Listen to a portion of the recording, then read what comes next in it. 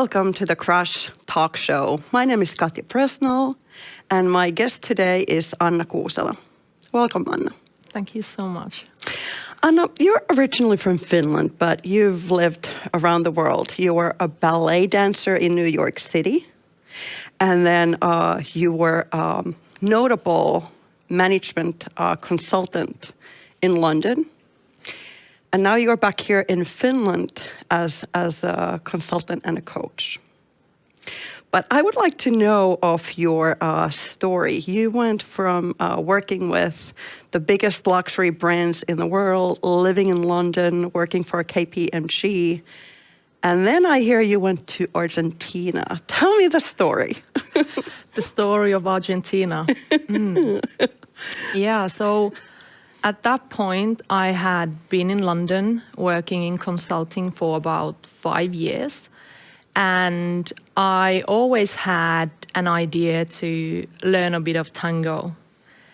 And we had this option to do like a 2-month sabbatical leave at work.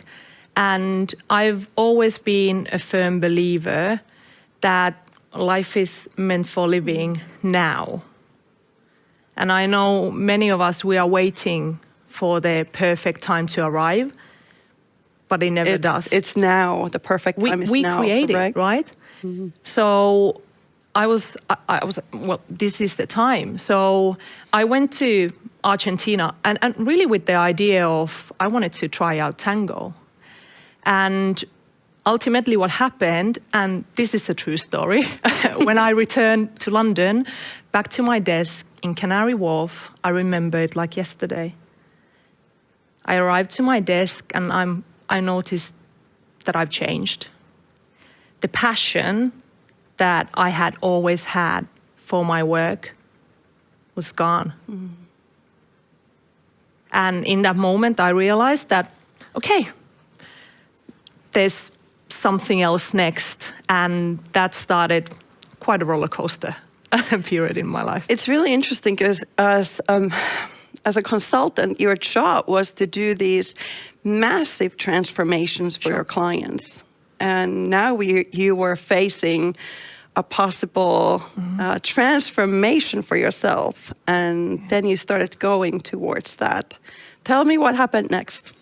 Oh, beautifully put, by the way. Thank you so much. So, as a management consultant, obviously I was working with people, but my work was to design businesses. Mm. And ultimately, it is all about people. People is what makes anything work, right? And I had noticed this hunger to get closer to people. And as a massive type A, a high achiever, I thought that, okay, maybe I need to go closer to myself first. And at that point, I had read about meditation. I had explored quite a bit of neuroscience and the science of neuroplasticity, which basically says that we can change throughout our lives.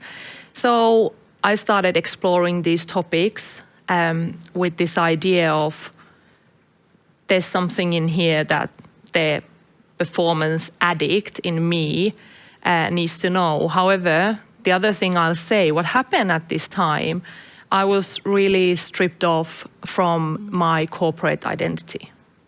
And suddenly, really, I felt like I was nothing. Yes, who are you without the title? I didn't have the title. You know, before when I was saying, you know, I work for KPMG, I could go to places, like people, there were always people collaborating, cooperating. Suddenly, I'm at home, alone. I work for myself. I'm like, who am I, right? And this started such a big transformational period, like you said, that I never But isn't it interesting how the titles and the positions or even education or sometimes even family name, that they keep you actually put? Oh, it keeps, is for sure. So difficult to let go. In transformation, it's not always that we are afraid of the new. We are afraid of letting go, and especially for something that other people around us value so much. For sure, and I think with many of these things, we've heard about these concepts, but intellectually knowing something and experientially knowing something are two completely different worlds. So like, how does it actually feel at the center of my heart when I wake up in the morning? I don't need to go to work, but I am creating a work for myself kind of thing, and no one kind of knows me. It's like, okay, right? So there are quite a few moments where you really, it lands what all these things mean, like all the quotes you read, like suddenly these things start landing, and you're like, wow, okay. It's different to talk about performance. It's different to talk about leadership. Yeah. When you go into the corporate boardrooms, you speak in events in front of 500 or 5,000 people. You have all of that behind you. But when you're home alone and you're like, okay, I need to transform my life, and I have something inside me that I want to help other people to transform theirs as well. Whoa, that's powerful. That's really powerful. And it's really powerful. And thank you for articulating it like that, because that's exactly what happened. Like, I somehow unconsciously knew that there's a reason why I had jumped the ship, if you like. And suddenly I realized that there is some work for me to do. Like, there is a place I belong in this world, and there is a place for me, and that's how that journey then started unfolding. And when was that?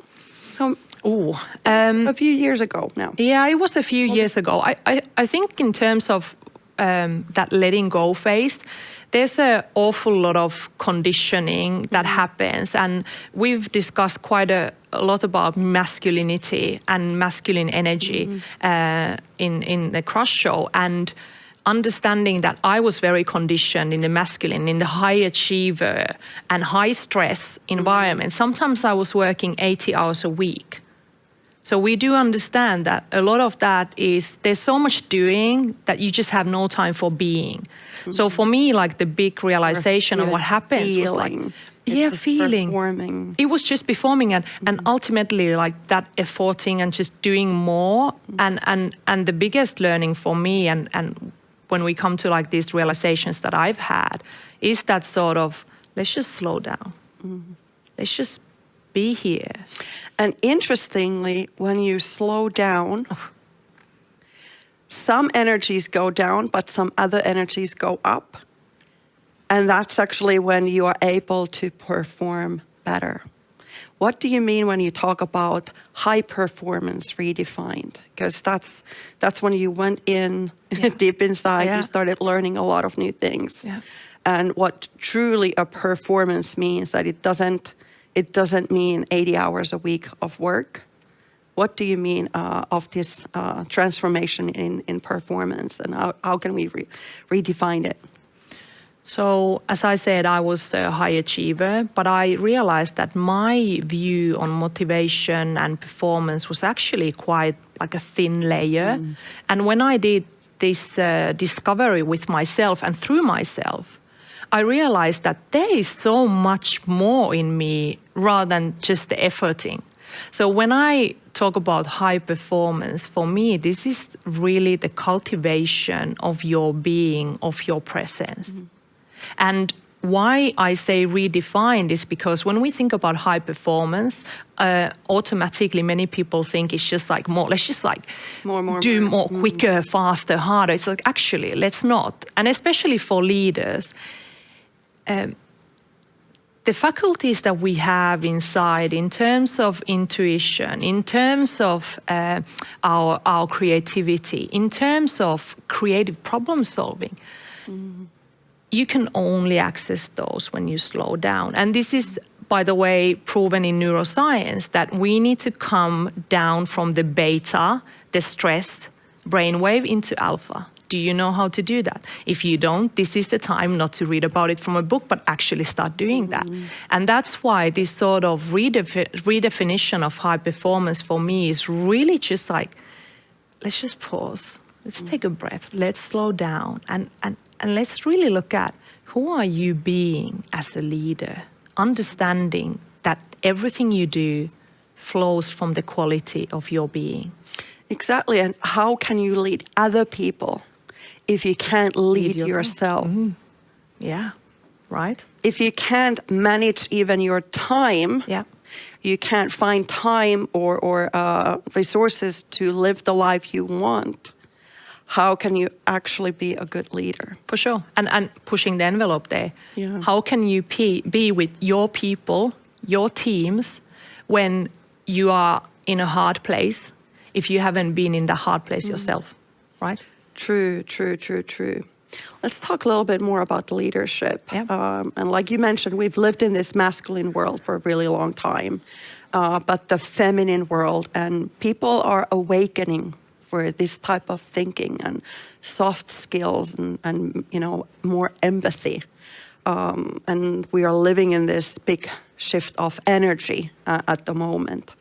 But how can we collectively, how can we all together help each other and awaken that feminine energy to change the world? How can we support each other better? I'm just constantly inspired by how you articulate all this. It's so beautiful. So I think it's inspired by you. Likewise. See what's happening here, right? So true. Right? We are bringing the energy. We are creating this moment. It's your presence, it's my presence, and when our presence meets, new things unfold. So this is like the perfect demonstration, if you like. And therefore, for me, Mother Teresa said, you clean your own front porch first. True. Yeah. So the change really starts within all of us first. And for me, it's about this depth. For me, it's really just understanding that now, like all the information is there. Like you can Google all this stuff, right? But this is the time for you to get curious and start apply this information and start to really discover that potential that lies within you. And then actually, like one of my motives, because I still have that achiever in me, is to have this sort of transformational presence. So imagine this, Katja. I work with myself to achieve that quality of character and presence and being, that just by being myself, I can help others. That is so powerful, because we are not taught that by being yourself and being your honest self and just being authentic.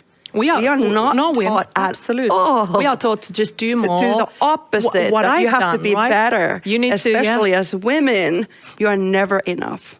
Oh, there's something. There's something wrong about you all the time. Like There's wrong hair color. Yes, you're too tall. Yes. You're this. Yeah, absolutely. So this is in my past life the accumulation of things. And I was never enough. And then suddenly everything was stripped away. You and did now, so much and you were not enough. Never. But now when you go inside and you look and you find a meaning in life and meaning also in the global community, because like you said before, it's all about people and how we can connect and how we can also give back. Because that's one of those things that makes you feel good as well when you are giving back. For sure. So powerful. But how can we develop our natural skills to listen more, that inner voice that we have? I think there are people now listening this like, yes, I want this. Yeah. How do we get started? So one of the dimensions I use in my work is the body. And when I say this, I am faced with quite a bit of fear. Because we have lived in a world with a complete disconnection of the mind and the body. The body for us is like an object. It's something that, oh my gosh, like do I need to go to the toilet again? I need to eat again. It's just like something that is kind of bothering me. It's never right. But the thing is, for us to become present, for us to start to truly live this life, because we live this life through our bodies, is to actually land into the body. So for me, if someone's watching this and being like, I'm actually curious. Great, that's the first step. Like you have curiosity. And for me, from there, it's like, can we just take a breath? Can you feel your heart? Can you feel your hips here on the seat? Can you land into your body without the need to fix anything? You don't need to change anything at all. Just notice what is here now. And with that, this is where the journey starts. Welcome. This is where it starts. Yes. This show ends, but your journey starts now. Thank you for joining us today. Thank you, Anna. Thank you.